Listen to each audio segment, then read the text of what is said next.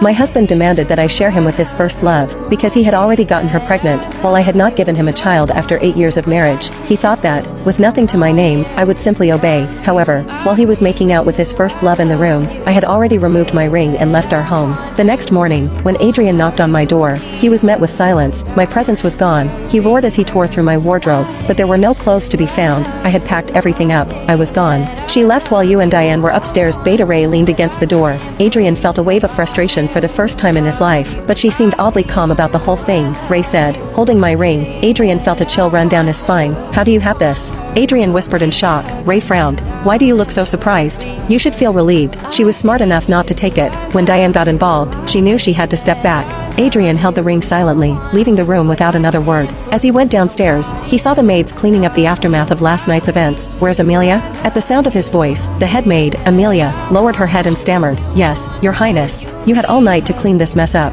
What if my partner had been hurt this morning? Why were so many meals prepared last night? Did I hire you all to be useless fools? Amelia lowered her head again. Your Highness, it was Luna Esmeralda who allowed us to rest the entire night. We stayed in the dormitory until this morning. She even personally prepared the meals. What? Why? Adrian blinked in surprise. She seemed unusually happy yesterday, eagerly awaiting your return. Amelia's words sent a cold shiver down Adrian's spine. She also arranged my room? He asked quietly. Yes, your alpha. That's why I had dressed up the way I did last night. Adrian could almost imagine my excited face as I ran downstairs to greet him. What did she want to tell me? Was it that important? Adrian ordered the maids to continue their work and went back upstairs. He had an appointment with Diane today to see Dr. Lysai for a prenatal checkup. Diane and Adrian sat in front of the doctor. Adrian noticed Lysai glaring at Diane coldly several times, but he didn't care. He knew Lysai was my best friend. You can schedule your next appointment for Monday, Lysai finally said after a lengthy checkup. You may leave. Doctor, isn't Monday too soon for the next appointment? Diane asked calmly. Lysai sneered. Then maybe you'd rather let the baby die in your womb.